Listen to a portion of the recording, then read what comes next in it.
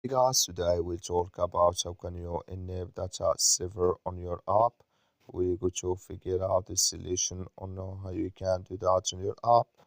So you just follow this ways, then it's going to work with you.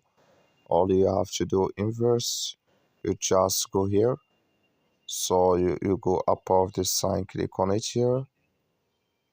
Then it's going to take you to your profile. It's going to show for you like this. You go above this sign, click on it. So when you click here,